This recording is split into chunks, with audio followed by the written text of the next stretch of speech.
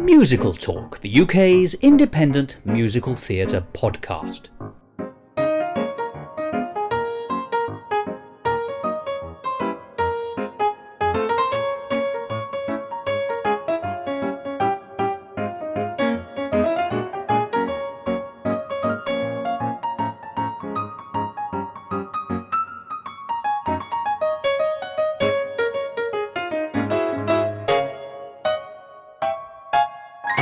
Hello and welcome to another edition of Musical Talk. I'm Thos and I'm wearing the pants of a Roxy usher. I hope you understand the reference.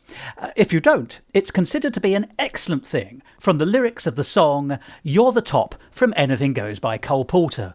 But I must say, the way they're chafing, I imagine like many men of the period, she was pleased to see the back of them. Oh, that's a clever joke that works on so many different levels, like a crazy golf course. Well, Anything Goes is again the show that we're going to be discussing in this week's episode of Musical Talk, because you've joined us for the third episode of our 3-week in-depth analysis of this evergreen show, which started life in 1934 and shows no signs of abating as a popular piece of musical theatre. And of course, although it was significantly retooled in 1987, it still represents one of the very few bits of pure musical comedy that you can see from the pre-war period that's made its way into the 21st century. Now, over the last 2 weeks, we've looked at the context of the show, the history of the show, Act 1 in some depth, and of course, the songs from Act 1 in even greater depth, not just as theoretical bits of music and lyric nailed together to make an entertaining 3-minute diversion, but actually songs in performance. And we're going to be doing the same thing again this week as we look at Act 2. But of course, there's always the question, Act 2 trouble, does it affect Anything Goes? And the reality is, well, yes, a little bit, as you'll hear in this conversation. Act 2 very rarely lives up to the excitement of Act 1 in any musical theatre piece, and particularly any musical comedy piece, and Anything Goes is no different. But, don't get me wrong, Act 2's got a very great deal to commend it, and we'll be hearing about what's so good about it in this episode, with this conversation that I had with our old friend Josh Clark, who always brings exciting and different insights to any discussion that we have, and opens my eyes to things that I wouldn't be aware of. So, I'm off to get some talcum powder for these very uncomfortable underpants. I have chosen to take the British interpretation of the word pants rather than the American one, which Cole Porter obviously meant. And whilst I'm off to make myself a lot more comfortable, why don't you listen to this third part of our conversation between me and Josh Clark about Act 2 of Anything Goes by Cole Porter.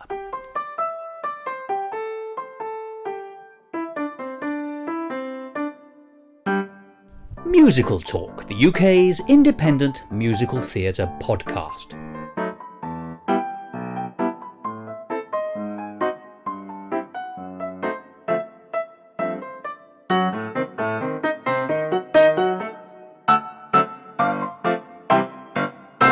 But that brings us now to Act 2, and I must say, I've got to be honest with you, I love Anything Goes, and I love Anything Goes as a whole, and Act 1 is so full of brilliance.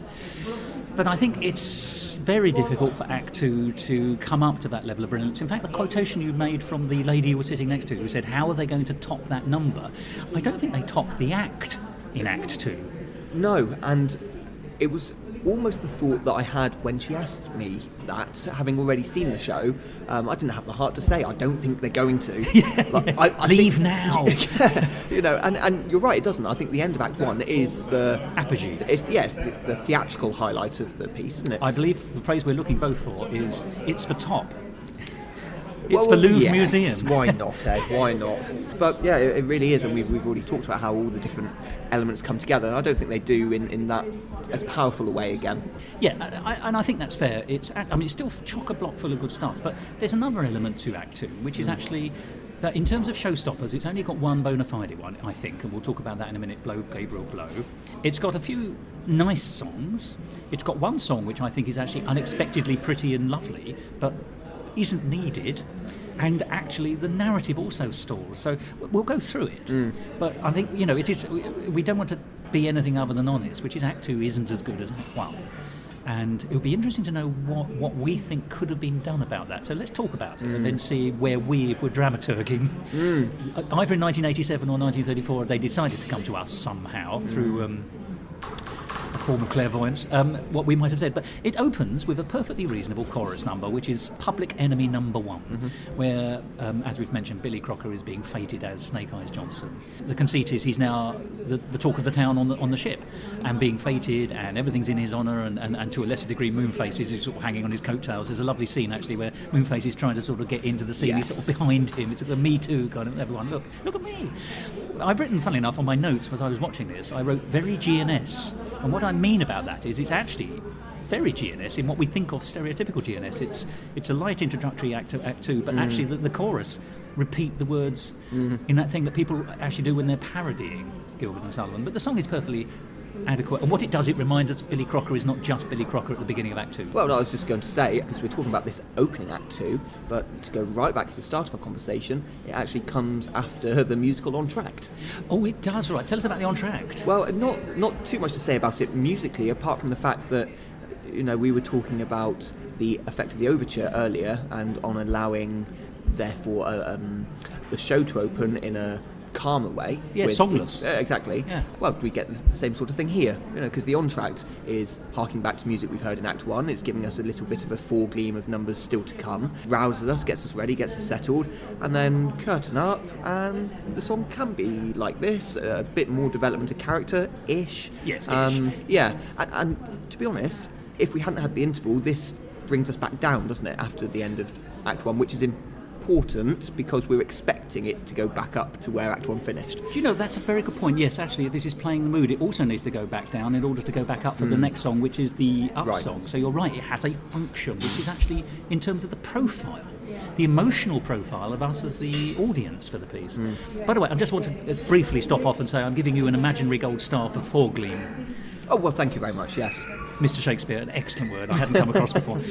So, I mean, the piece, that song, as I say, it's not a throwaway per se. It does do a little bit more, but you're right, actually. It settles us into Act 2, which is actually, on a steamliner travelling over the Atlantic towards Britain, I think, from America, isn't it? Yes, and we have changed locations. We're now inside the bowels of the ship in the sort of cabaret bar. The cabaret bar where Reno is actually employed, because she's actually the ship's entertainment, isn't she? So it transpires. Yes, sure.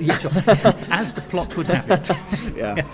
So we get that, and then we move on to the one and only showstopper in Act 2, and I can see why they do it. They want to rev the energy up at the beginning of Act 2 in order for it's almost a recognition, I think, that actually the rest of the songs aren't quite going to do that until we get to the end. So we get Blow, Gabriel, Blow. Now, this is a song which is, I think, what would you call it, gospel-y? So it's pseudo-gospel. I would call this Guys and Dolls Sit Down, You're Rocking the Boat. Do you know, I think you're right. Ironically, on a boat. Yes. Not dissimilar placing either. Yeah, that's what I mean. Yeah. You'll have to help me here, whether it's echoing or prefiguring historically. Well, it's so early on. It came before Guys and Dolls. Well, Guys and Dolls is definitely 50s. Yeah, exactly. And this is obviously originally 30s, and this is one of the original songs from it. It's not interpolated from another musical, so it was in. But it's the setup to the song is very similar to let's hear you sinners. It's not confession the word, but essentially your testimony, isn't it? It is. There's another song in musical theatre history which it reminds one of, which is that you've got to accentuate the positive. Oh, yes. From about 10 years later, I think, and it starts off basically with a mock sermon. Here, you reminded me of it when you said, hear you sinners. And there are other songs not unlike that as well. I mean, it's not at all as strongly religious as that, but there is actually something in Gershwin number again, which is Clap Yo Hands. In fact, the very pronunciation is spelled Clap Yo Hands in a kind of sort of gospel-y kind of a way, exactly. And it talks about the devil and the need to sort of sing to drive the devil away, in fact, kind of thing. So yes, you're right. There's a long line of that in musical history. This is quite an early one, I think.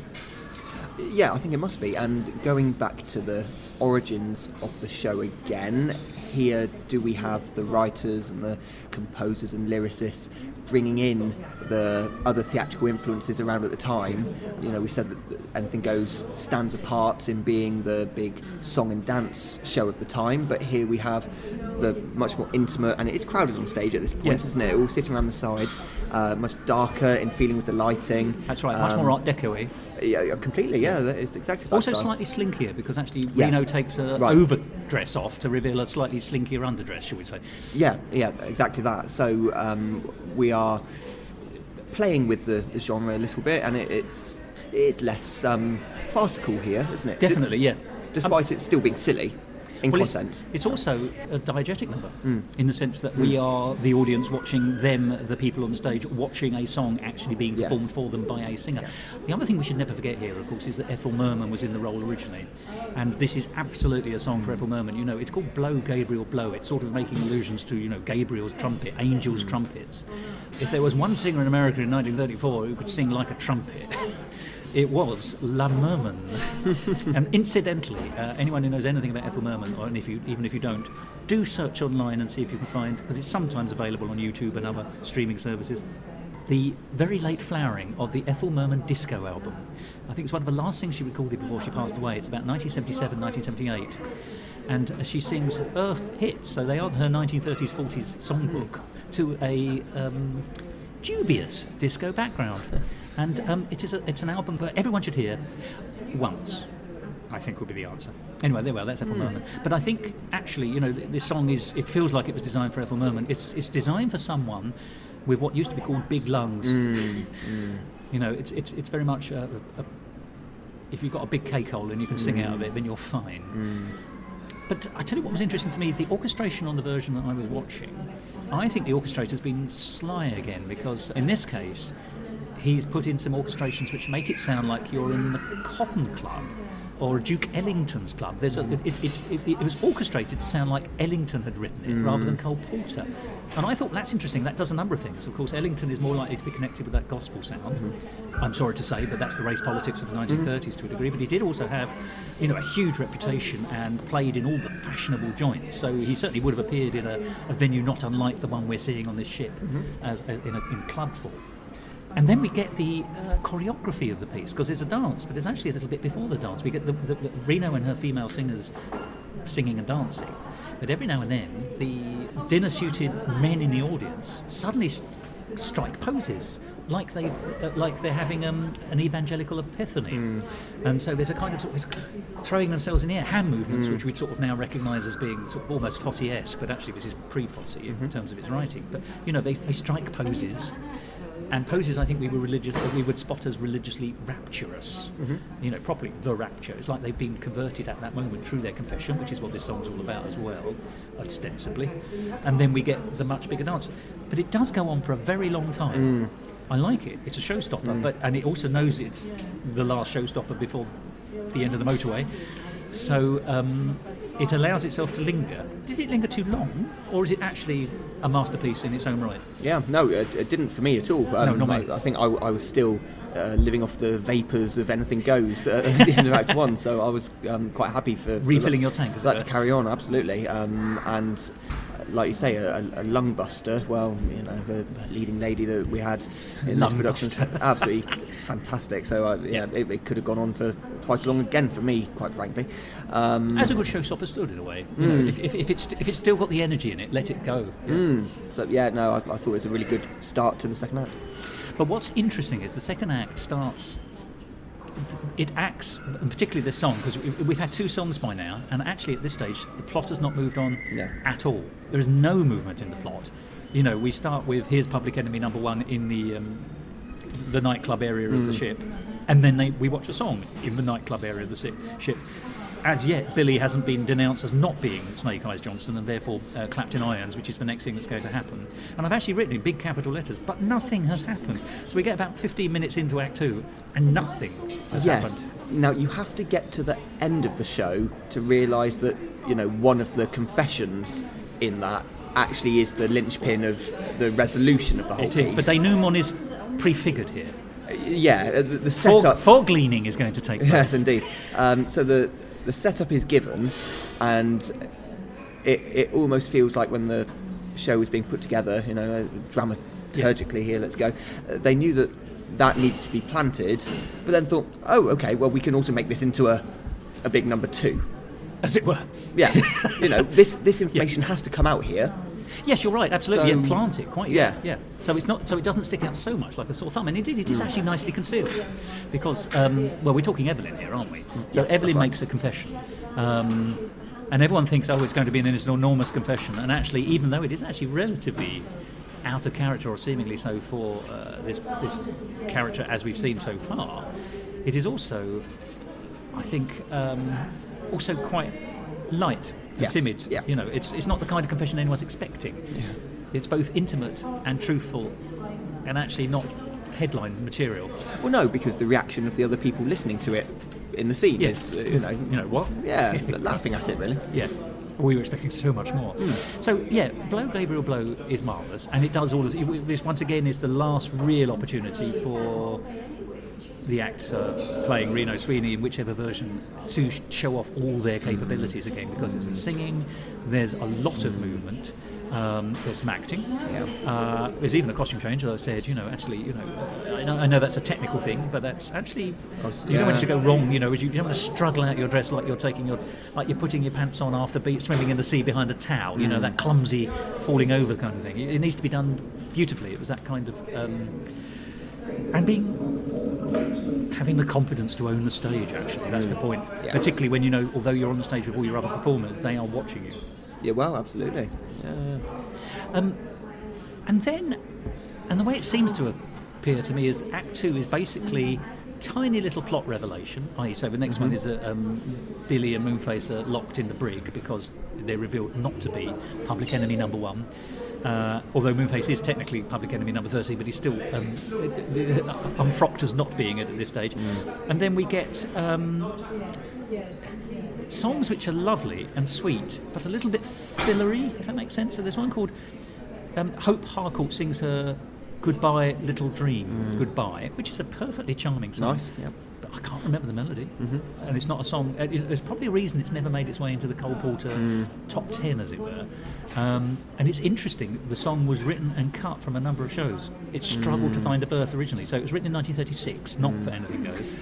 And I do feel a bit like that with the character. And it's no Hope, you mean? Yeah, and it's no comment at all on the performance. It was performed very well, but you do feel like more could have been done with the character, and that might have helped Act 2 more, if we're more invested in her. She was given more agency. That's right. Absolutely. And the thing is, we're told in Act 1 that actually she's done all these amazing things. She is the proper catch of the season. She's not just a debutante. She's done things. Yeah, and there's an awful lot of, who am I to say and criticise the writing here, but it feels like there's a lot more potential for comedy with her because of her overbearing mother character. And I think there could be a lot more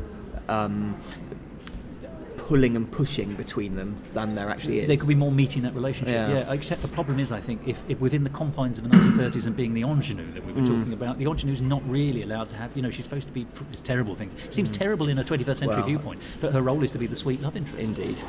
And in that case, just better songs, eh? Yeah, well, but the point you make is right. That would be our 21st century bit of dramaturgy, that actually she should be allowed to do something, even if it's a complication and it's not the resolution.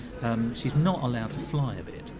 But the song, as a Goodbye Little Dream Goodbye, it was written for a film, an Eleanor Powell dance film called Born to Dance, which is quite a reviewish kind of film, i.e. there's lots of sketches and songs. But it was cut, so it's not in the final version. And then it was put into Cole Porter's stage review, sketches and songs, called Red Hot and Blue, and it was cut from that. And eventually, it was never premiered in America at all until it was inserted into one of his shows. What happened was, a Ben Travers farce was written, and Ben Travers was a 1930s British farce writer. He was the Brian Rix or the Ray Cooney of his day. What was called the Aldwych farces, very famous in the 1930s. I mean, they rolled them out all the time. Made stars of Ralph Lynn and Tom Wall, in case you're interested, but no one is anymore. Anyway, he wrote a new farce called Oh Mistress Mine, and the song was inserted into that. So this sort of Cole Porter cast-off song, perfectly sweet, but it's not really had a life, is it? And the fact it's even in Anything Goes and has now been for 30 years, it's still not a standard. And then we get Be Like the Bluebird and Sing. Now, we've touched on this, but it is nothing, once again, more than a filler. It's Moonface trying to cheer up Billy. Again, Billy spends a lot of time getting people singing songs at him to cheer him up in this show. True. Well, that's it, and it's probably summed up by what I've already said, the fact that I was obsessed with looking at the lighting. Because that was that's the gimmick of it, actually, yeah. isn't it? Yes, because what it is, it's a virtuoso performance, as we said, by the spot, but also by the actor playing Moonface. I suppose it's a two-way, isn't it? It's an odd thing, but you could take it out. Yeah, it feels like, I mean, you've talked about music hall already, it feels like a sort of set piece speciality thing. Act, Yeah, right. Yes, right, absolutely, yeah, quite. I was just trying to think, the nearest thing one would get to, I think, in a modern production of a pantomime would be Peter Pan again, which would be Tinkerbell is often a light. But I think she's often, isn't she a red laser on the curtains rather than, that's easier to point. Yeah, it could be that. Yeah. Or a projection these days. Or could be anything. Sort of hologram, yeah. And then we go on to a song which is part of the Cole Porter sort of songbook, as in one of his perennials. It's called All Through the Night, which Billy sings. So it's his lamenting song about... We've had Hope singing, but she can't be with Billy and she's upset about it. This is Billy doing the reverse about Hope. The interesting thing about All Through the Night was written for Anything Goes, used to be in Act 1, and originally had the role of... a love loss in Act 1. So I'm wondering I don't actually know where it sat in Act 1 originally, but it sort of does what I Get a Kick Out of You does, right at the beginning of the show, when Reno is lamenting Billy not being the person she thought. So, and I'm not sure it has... I think it's a great song, but it's one of those songs which I think has been better served in the recordings, by which I mean, Frank Sinatra singing it, or when it has escaped into the standard songbook. Actually, that's where it's thrived, because I don't think it does enough in Anything Goes. I'm being very negative there. I'm just saying, the problem with these songs is they're merely adequate, and they're in a show that's got some brilliant pieces. That's the problem, isn't it? I think so. I think part of it is because it is a farce and follows the conventions, that we know that it's going to end well. It's going to go through difficulties. So by the time we've had all of this exposition and introduction to characters and setting up the problems in Act 1, I think we probably are just waiting for it to resolve. And yes, they're singing from this jail in the ship, but we know they're going to get out. And, however bad it might seem for him, it's not really. It isn't, is it? No. No, so I think we're slightly removed from caring, aren't we? Like, emotionally about his plight. We don't really feel that, because it's not that serious, I think. No. I wouldn't weep if Billy Crocker didn't marry Hope Harcourt at the end of the day.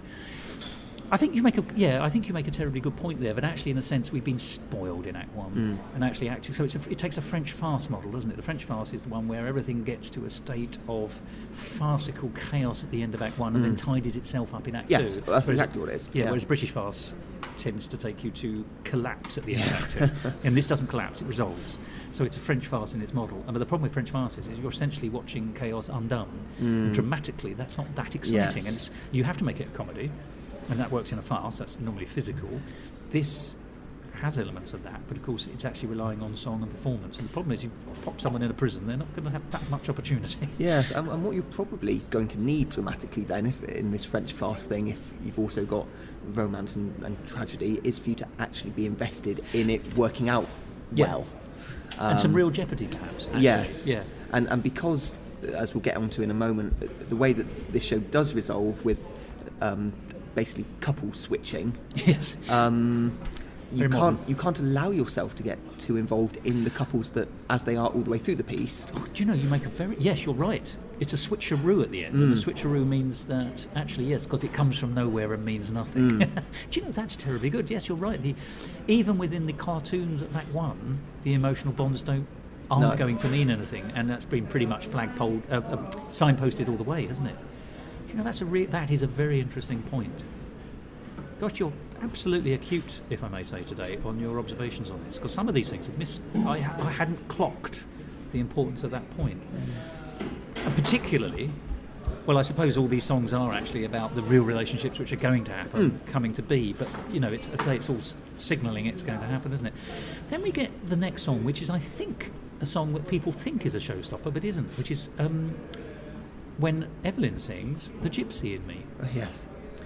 which wasn't originally his song.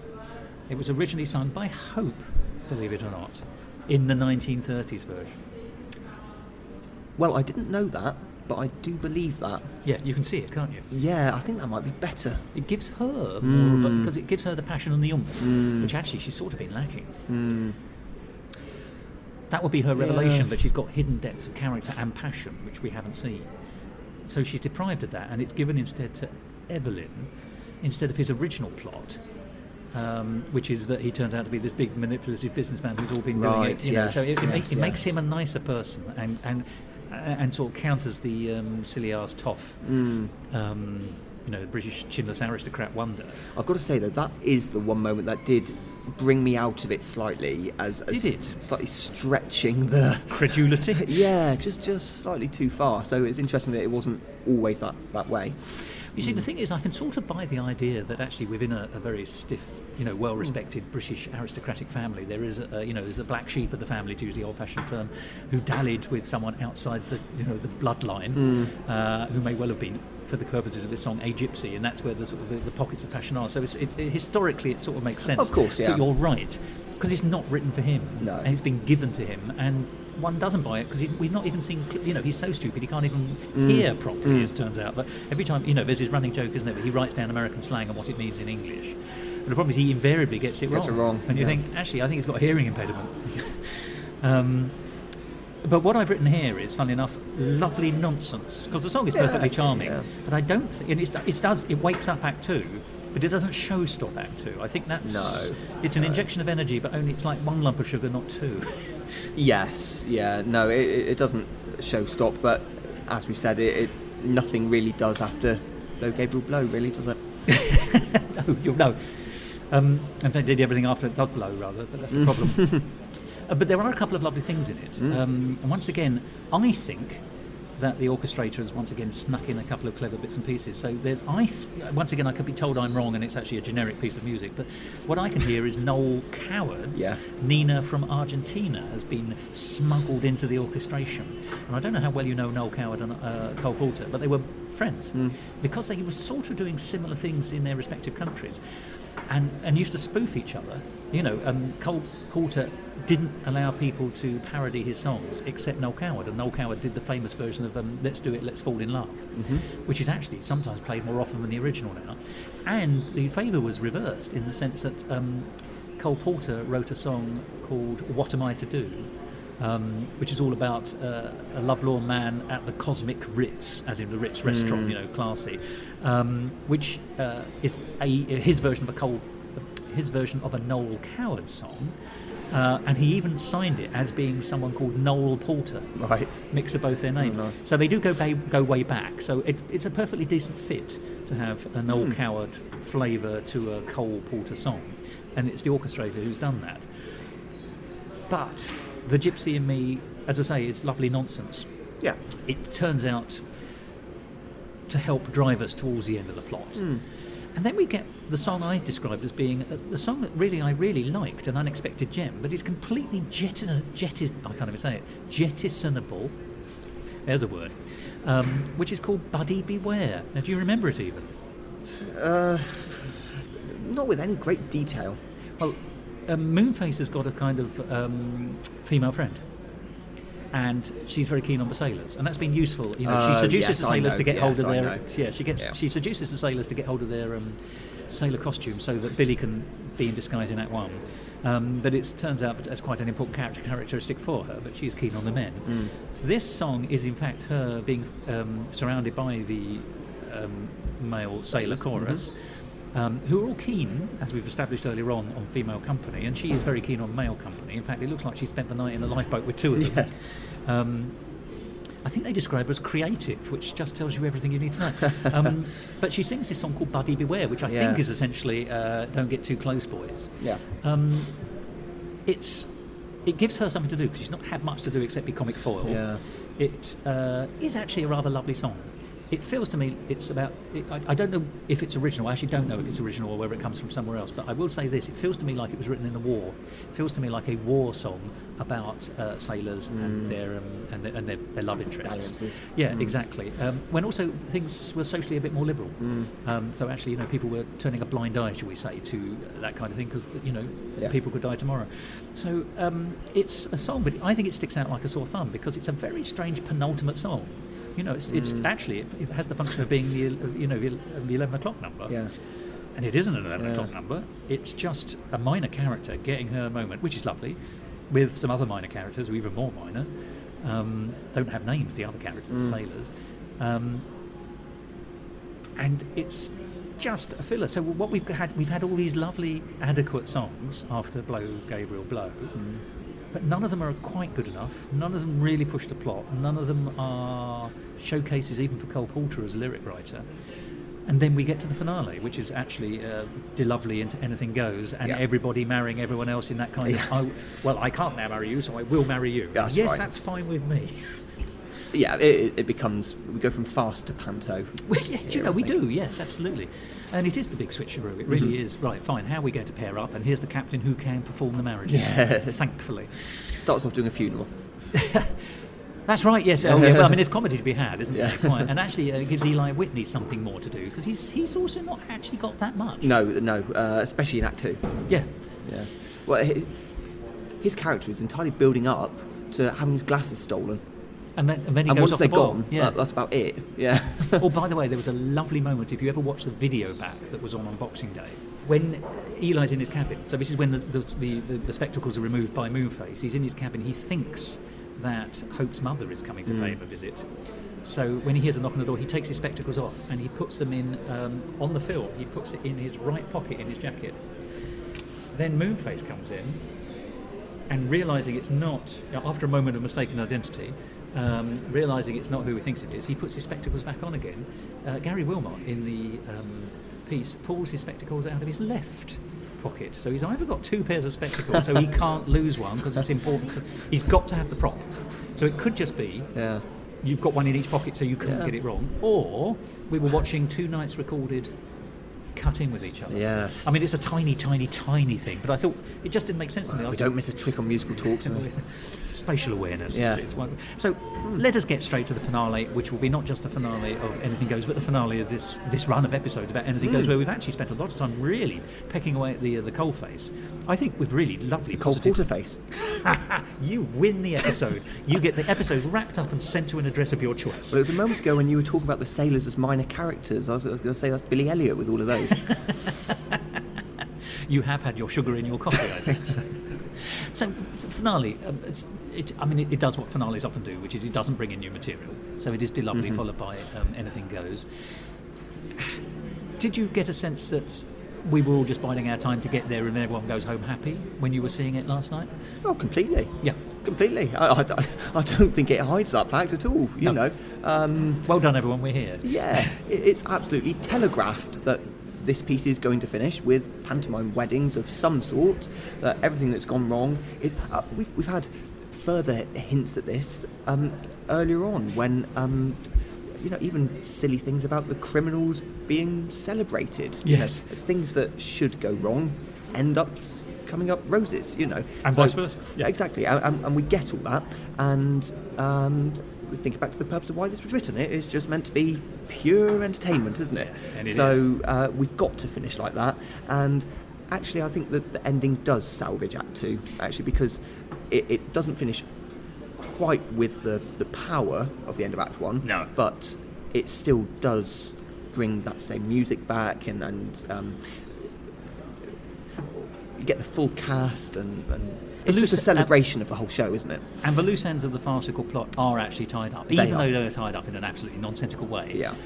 Nobody minds, because it does sort of make sense, and actually nobody looks like they're going to live in unhappiness for the rest of their lives, which is sort of also lovely. If the characters portrayed by the cast look like they're going to go off and sail literally into the sunset, then we, the audience, can as well. I've got to say, even though we've been critical in a positive sense of just dissecting this. Analytical. Yeah, exactly.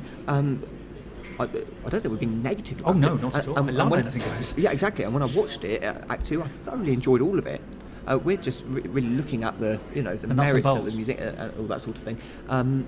So you are looking forward to the end and it all tying up because you want it to end well, and you've quite enjoyed getting there. So, I think you make a good tonal point. We haven't criticised particularly Act 2 for being rubbish. We're using Act 2 because actually it's a little bit of a treading water exercise, but the reason it's a treading water exercise is actually that Act 1 is so perfectly written and performed and sung that actually everything, it's the perfect end of Act 1. Everything is poised to be resolved nicely, and anything in Act 2 can only be unnecessary complications, so they barely bother with unnecessary complications. They give us a lot of songs and then they just drive the plot where it needs to go on by minuscule steps rather than big steps. There's much less impersonation of totally different characters that we had in Act 1. Just to nudge us to those 2 or 3 steps we need to get to a happy solution. And as I say, they do it with songs. It would be interesting, would 1 or 2 more showstoppers in Act 2 overbalance that need to reach the finale simply? Or actually, it's difficult to know, isn't it? Because what would one plop in there? The problem is the Cole Porter songbook's so enormous. Neither of us would be in a position now, I think, to think of one immediately. Yeah, I don't know. Possibly there's a moment where you've got 4 of them crammed into this tiny, implausible cruise boat jail. That's true, yes. But perhaps you could have some kind of madcap tap number in there, kind of restricted space type thing, rather than just the plaintive. You're thinking production-wise. This is why you're a much better director than I am, because I'm thinking what song with it, and the only thing I can think of immediately off the top of my head from Cole Porter's songbook is Don't Fence Me In, but that's actually about a cowboy who doesn't want to be put in prison and is asked to be sort of, speech marks, exiled on his horse into the wild blue yonder. Well, exactly, yeah, I'm thinking like that, because we've spoken about the structure of Act 1 being up and down and up and down.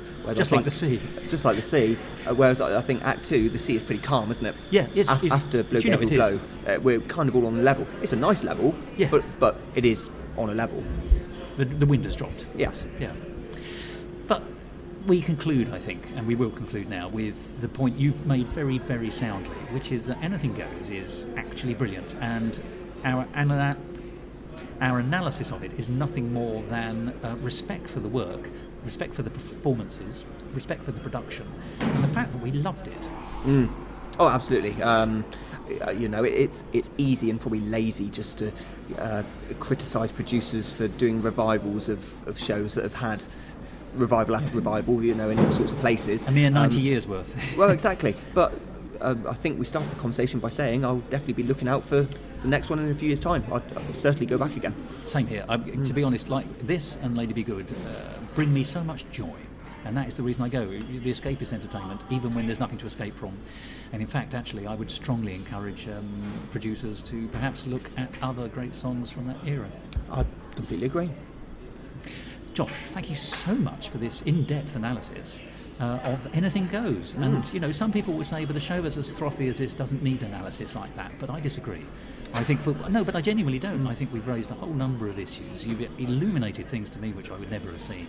And actually, it's always a pleasure. It's always a great pleasure for me to go for a happy walk through the world of musical theatre with you. And if Cole Porter is responsible for the flowers that are growing on either side, my day is complete. So thank you very much, John. No, welcome. Thank you. I think we always conclude by agreeing that our dissecting of these pieces enhances our appreciation of them as well, doesn't it? It does. You've brought a new kind of lustre to this show. So thank you very much. Until next time.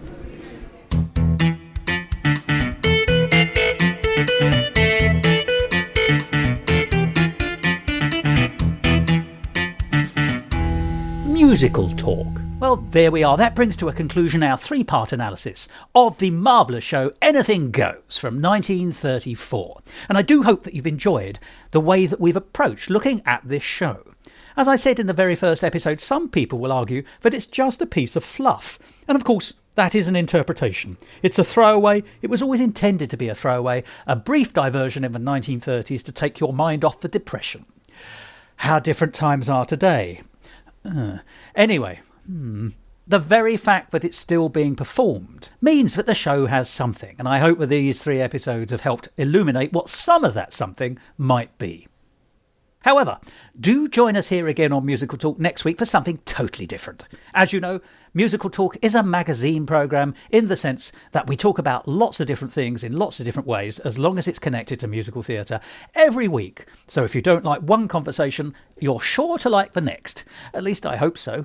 Why not find out by listening to the next episode? And I'm going to give you a week's run-up to do that. It'll be nice to have a sit-down for you, I'm sure. Certainly nice for me to have a sit-down and rest my aching mouth. And I'm going to do that by stopping talking. And there's only one word that really can guarantee that situation. And here it comes looming towards your ears, assuming you have the normal number, now. Goodbye.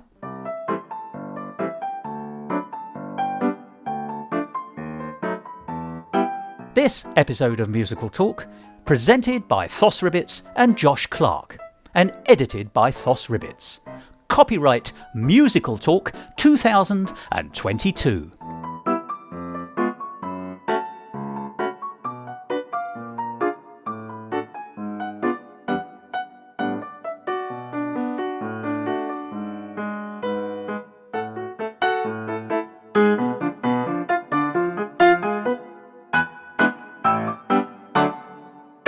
To find out more about the world of Musical Talk and listen to past episodes, go along to our website www.musicaltalk.co.uk or subscribe to us on Apple Podcasts and follow us on Facebook, Instagram and Twitter.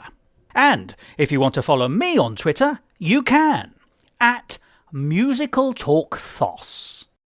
I might be a bit more negative about Act 2. Great. Happy with that? Lovely. Now, I can't believe it's 3:45. Is it really? Yeah. I'm going to tell you, we've actually recorded what I now know is going to be 4 episodes. because we did the half-hour one on Only Fools. Yeah. We did an hour and 45 minutes on Act 1, which I'm going to make 2 episodes because that's too long for one episode. And we've just done 35 minutes on Act 2, which I thought would take 15. Sorry, listeners.